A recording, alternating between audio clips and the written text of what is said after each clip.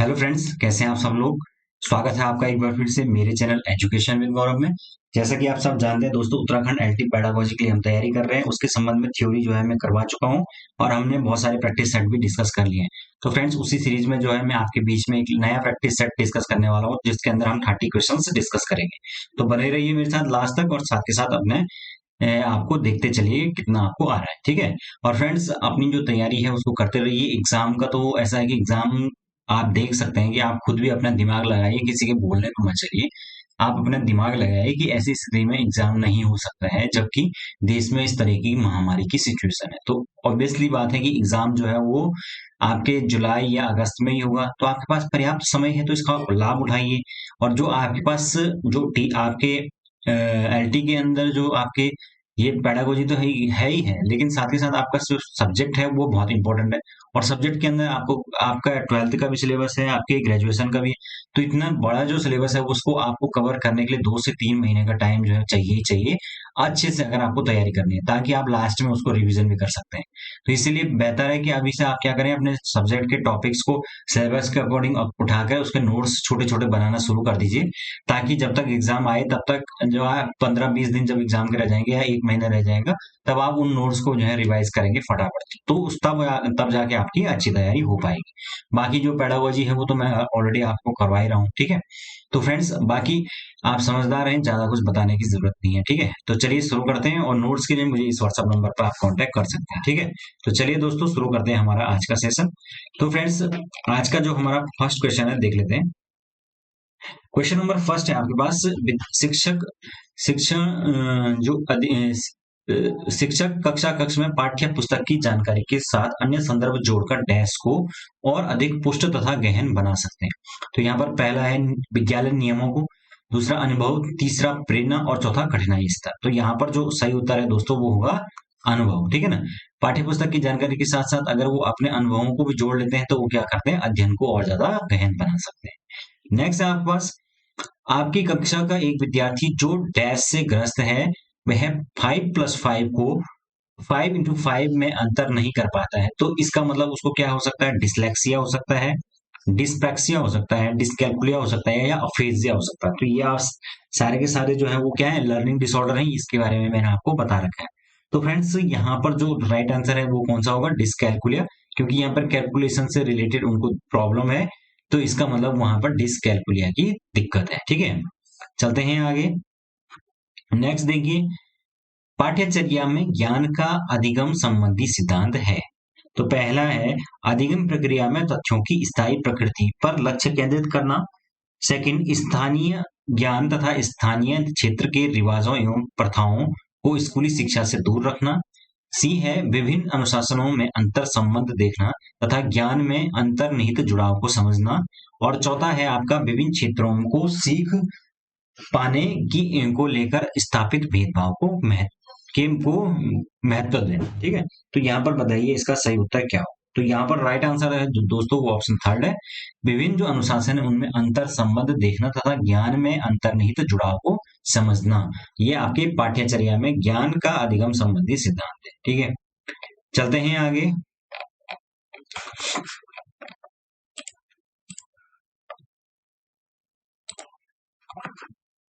तो आगे देखते हैं दोस्तों।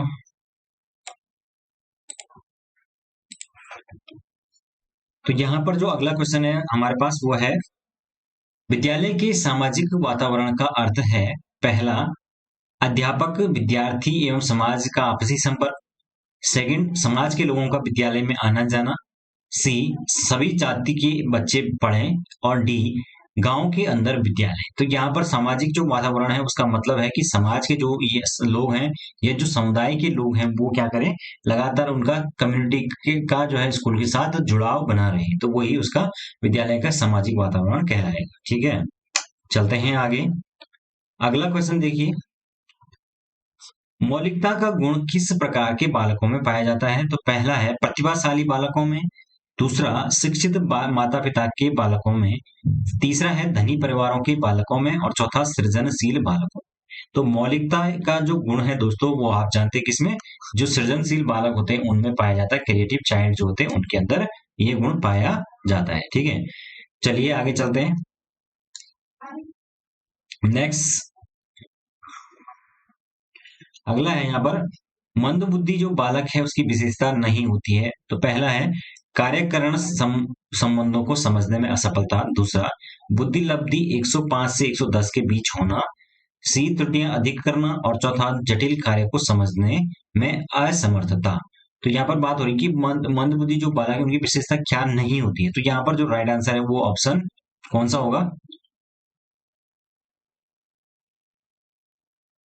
वो यहाँ पर राइट आंसर ऑप्शन थर्ड हो जाएगा, त्रुटियां अधिक करना। तो जो अ, मंद बुद्धि जो बालक है उनकी ये विशेषता नहीं होती है, ठीक है, क्योंकि त्रुटियां अधिक करना किसी भी बालक की विशेषता हो सकती है। बालकों में त्रुटियां होनी चाहिए, तब जाके उसको सुधार कर सकते हैं, ठीक है। चलते हैं आगे। अगला देखिए नेक्स्ट, कैली जो महोदय है उनके द्वारा बुद्धि का जो सिद्धांत दिया प्रस्तुत किया गया वह है, पहला है असत्तात्मक सिद्धांत। दूसरा, संघ सत्तात्मक सिद्धांत। तीसरा, क्रमिक महत्व का सिद्धांत। और चौथा, बहु मानसिक मानसिक योग्यता का सिद्धांत। तो जो कैली जो महोदय हैं उनके उन्होंने जो है बहु एक बुद्धि के संबंध में उन्होंने एक सिद्धांत दिया जिसको उन्होंने कहा बहुमानसिक योग्यता का सिद्धांत। तो जिसमें कि बेसिकली उन्होंने बात की थी कि जो बालक होता है उसके अंदर कई प्रकार के कौशल होते हैं और वो अलग अलग कौशलों में क्या होता है, निपुण होता है।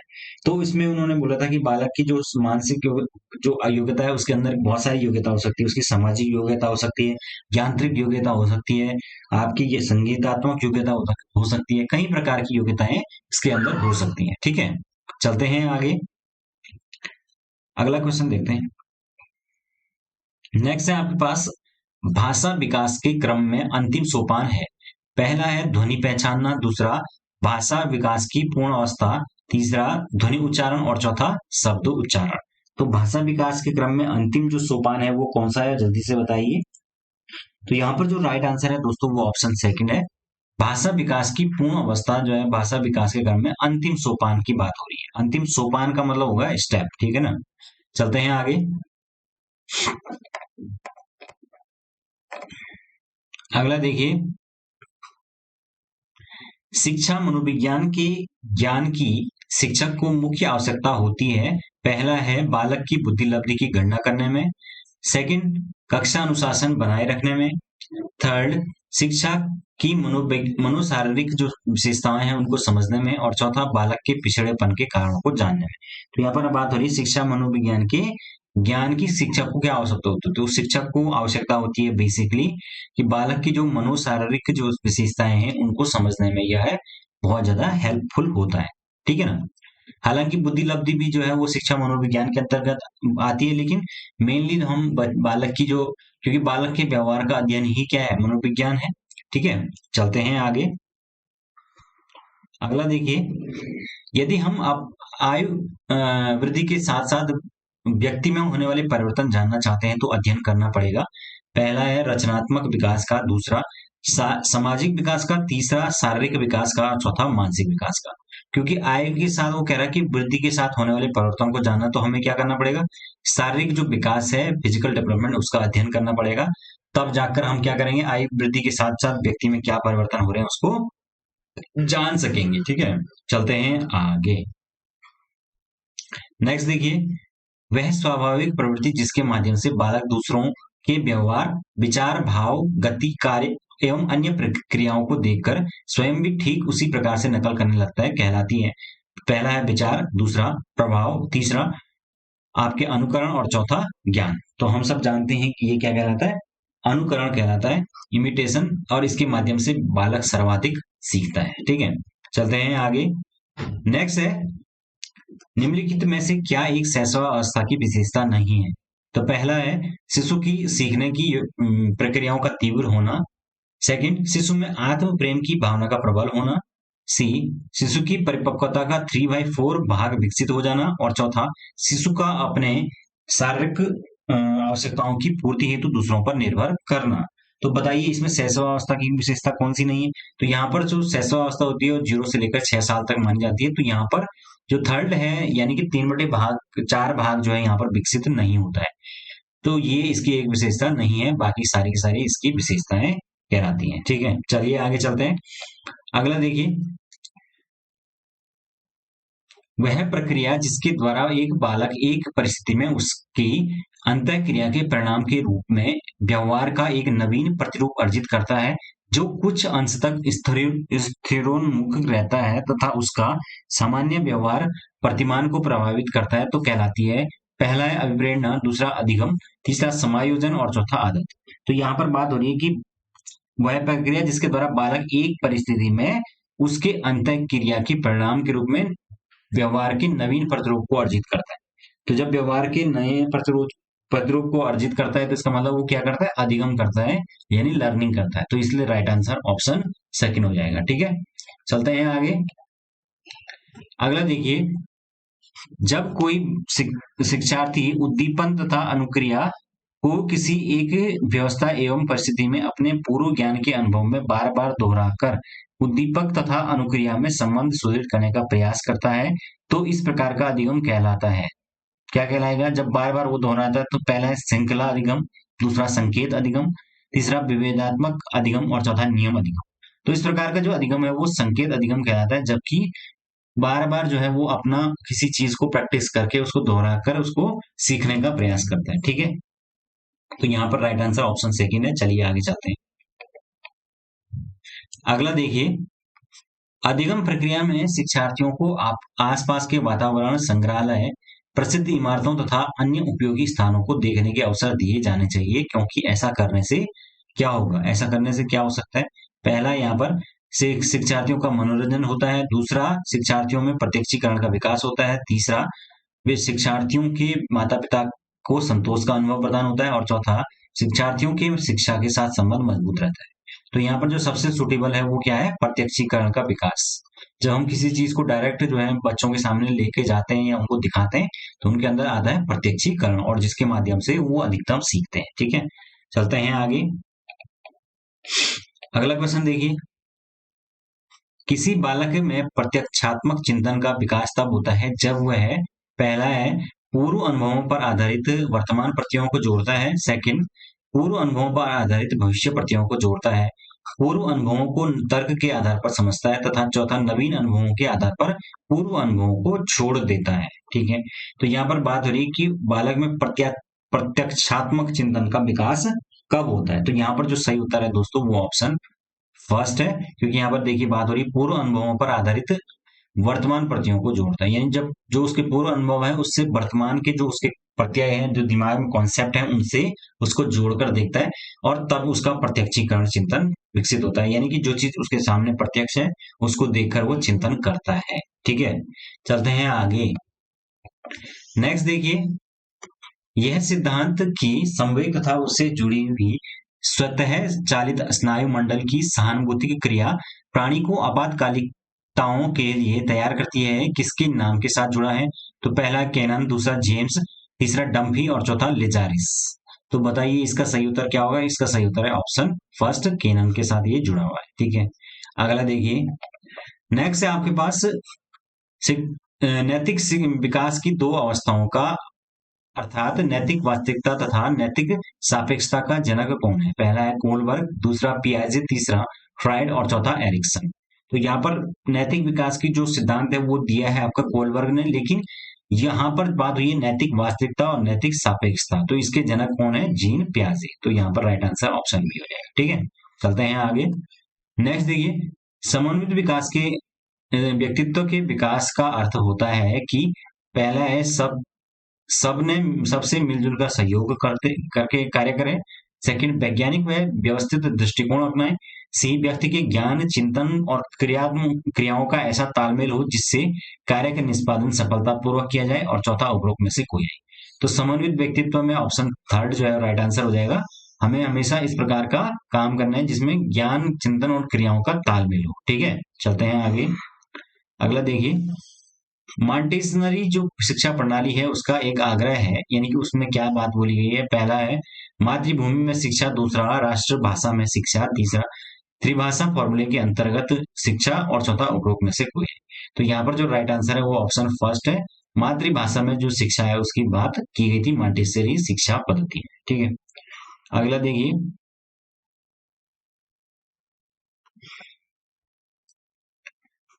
समाज में विद्यार्थी कि किस प्रकार की भागीदारी वांछनीय है। पहला आपका विचार है, पहला अनुदेशात्मक सहयोग की भावना, सेकंड है रचनात्मक सहयोग की भावना, तीसरा क्रियात्मक सहयोग की भावना और चौथा परस्पर सहयोग की भावना। तो कौन सा होगा इसका सही उत्तर, जल्दी से बताइए। तो यहाँ पर जो राइट आंसर है वो ऑप्शन 4 है, परस्पर सहयोग की भावना जो है समाज में विद्यार्थियों की भागीदारी जो है वांछनीय है, क्योंकि उससे उनके अंदर क्या होता है, सहयोग की भावना का विकास होता है। अगला देखिए, आपके विचार से शिक्षा तब सार्थक होगी जब पहला रोजगार केंद्रित हो, दूसरा समाज केंद्रित हो, तीसरा बाल केंद्रित हो और चौथा पाठ्यक्रम केंद्रित हो। तो ऑब्वियसली बाल केंद्रित जो शिक्षा है वो है, तो इसलिए वो राइट आंसर हो जाएगा। चलते हैं आगे। नेक्स्ट है, एक अच्छे परीक्षा में 3 जरूरी गुण होते हैं, कौन कौन से? व्यापकता, मूल्यांकन एवं व्यावहारिकता। सेकंड है वैधता, मूल्यांकन एवं व्यावहारिकता। थर्ड व्यापकता, मूल्यांकन और प्रयोगात्मकता। और चौथा है वैधता, विश्वसनीयता और व्यावहारिकता। तो यहाँ पर जो दोस्तों सही इसका पैटर्न होना चाहिए वो ऑप्शन 4 है।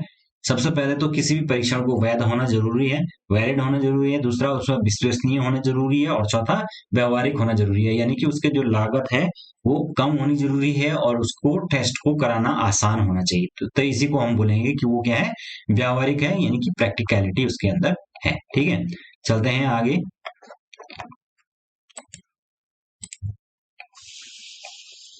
अगला देखिए, नेक्स्ट क्वेश्चन है आपके पास दोस्तों, शिक्षा में के प्रेरणा के सिद्धांत का क्या अर्थ है? पहला है यहाँ पर प्रेरणा द्वारा विद्यार्थी अपने नए अनुभव को पुराने अनुभव से जोड़ता है। सेकंड है प्रेरणा विद्यार्थियों को अनुभव प्रदान करती है। तीसरा प्रेरणा विद्यार्थियों की स्मरण शक्ति को तीव्र करती है और चौथा प्रेरणा विद्यार्थियों में रुचि उत्पन्न करती है। तो प्रेरणा का सिद्धांत क्या कहता है कि जो प्रेरणा है वो विद्यार्थियों के अंदर इंटरेस्ट पैदा करती है, रुचि पैदा करती है। ठीक है, चलिए आगे चलते हैं। नेक्स्ट है भाषण योजना में निम्नलिखित में से किस क्रम में उनका मतलब तैयार किया जाना चाहिए भाषण को? तो पहला है तैयारी, प्रस्तुतिकरण, तुलना, समाजीकरण।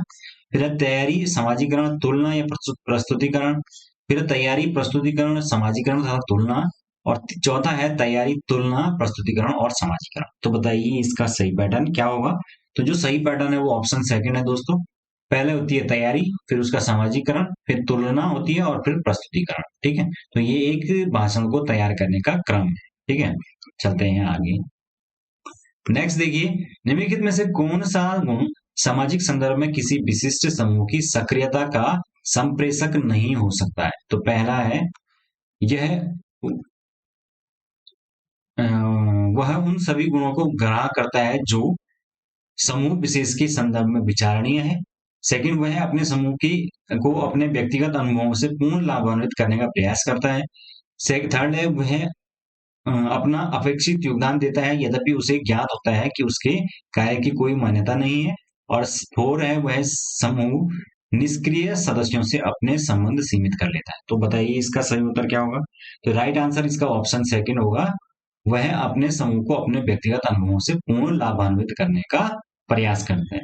तो यहाँ पर ये सही नहीं हो सकता है, क्योंकि वो बात हो रही है कि पूर्ण लाभान्वित करने का प्रयास करते हैं, तो पूर्ण लाभान्वित कोई भी अपने व्यक्तिगत अनुभवों से नहीं कर सकता है। तो यहीं पर बात उसी की हो रही क्वेश्चन में, इस समूह की सक्रियता का संप्रेषक नहीं हो सकता। ठीक है, चलते हैं आगे। अगला देखिए, शिक्षक को सामाजिक मूल्यों के प्रति क्यों जागरूक होना चाहिए? तो पहला है शिक्षक वह विद्यार्थियों को मूल्यों का सही ज्ञान दे सके। सेकंड, जिससे वह समाज की धरोहर को जीवित रख सके। थर्ड, जिससे वह नेता बन सके। और चौथा, जिससे वह समाज को दिशा दे सके। तो बताइए सामाजिक मूल्यों के प्रति क्या जागरूक होना क्यों जरूरी है? तो यहाँ पर जो सही उत्तर है वो ऑप्शन सेकंड है, समाज की जो धरोहर है उसको वो जीवित रख सके। ठीक है, चलते हैं आगे। नेक्स्ट है, समाज में आजकल जातिवाद का जो बोलाबाला है इसको हतोत्साहित करने के लिए क्या हो सकता है? तो पहला है इसमें इसमें इससे होने वाली जो हानियां हैं उस पर विचार व्यक्त करना, लोगों को इससे मिलकर इसको दूर करने का प्रयास करना। थर्ड, इसके कारणों को जानने का प्रयास करना और इसे दूर करने के लिए भाषण देना। तो बताइए इसमें सबसे सुटेबल क्या होगा? तो यहाँ पर जो सबसे सुटेबल है वो ऑप्शन सेकंड है, लोगों से मिलकर इसको दूर करने का प्रयास करना। ठीक है, अगला देखिए, अगला है कोलबर्ग द्वारा प्रतिपादित नैतिक विकास के सिद्धांत कि तीसरी जो अवस्था है उसमें नैतिक जो चिंतन है उस पर आधारित है। किस पर आधारित है? पहला है सामाजिक व्यवस्था बनाए रखने पर। सेकंड, सार्वभौमिक नीति सम्मत सिद्धांतों पर। थर्ड है आपका अच्छे आपसी व्यवहार व संबंधों पर। और चौथा, सामाजिक अनुबंध तथा व्यक्तिगत अधिकारों पर। तो बताइए इसका सही उत्तर क्या होगा? यहाँ पर जो नैतिक कोलबर्ग है उसने नैतिक विकास की जो तीन अवस्थाएं दी है आप जानते हैं, प्री कन्वेंशनल, कन्वेंशनल और फिर पोस्ट कन्वेंशनल। तो तीसरे वाले में जो नैतिक विकास होता है वो स्वतः होता है, खुद से होता है, उसमें किसी का दबाव नहीं होता है। तो वहां पर जो बालक क्या चाहता है, आप अच्छे आपसी संबंध व व्यवहार चाहता है। ठीक है ना? तो यहाँ पर जो राइट आंसर है वो ऑप्शन थर्ड हो जाएगा इसका, क्योंकि उस पे वो खुद अपने स्वयं के स्तर पर जो है वो निर्णय लेता है। और आज का जो हमारा अंतिम क्वेश्चन है उसको देख लीजिए। राधा अपनी कक्षा में लड़कों को पढ़ने तथा खेलने हेतु हमेशा प्रेरित करती है, जबकि लड़कियों को उनकी माँ के साथ गृह कार्य करने के लिए मदद देने हेतु सुझाव देती है। तो वो प्रदर्शित करती है पारिवारिक भावनाओं को, लैंगिक पूर्वाग्रह, नैतिक नियम व स्वयं की भावना। तो यहाँ पर बात हो जाएगी सीधा सीधा लैंगिक पूर्वाग्रह, जेंडर जेंडर प्रेजुडाइस इसको कहते हैं। यानी कि किसी भी प्रकार से जब जेंडर के बेसिस पर जो है भेदभाव किया जाता है तो उसको लैंगिक पूर्वाग्रह कहते हैं। हमेशा जो है एक टिपिकली जो है स्टीरियोटाइप बना दिया जाता है कि लड़के ये काम कर सकते हैं और लड़कियां ये कर सकती हैं, लड़के ये नहीं कर सकते हैं, लड़के ऐसा कर सकते हैं। तो इस प्रकार के स्टीरियोटाइप जो है वो तोड़ना जरूरी है आज के समय में। ठीक है? तो ये था दोस्तों हमारे आज के क्वेश्चन। आई होप आप लोगों को अच्छे लगे होंगे। तो अभी के लिए इतना काफी है, जल्दी मिलेंगे नए टेस्ट के साथ। Thank you so much. Have a good day.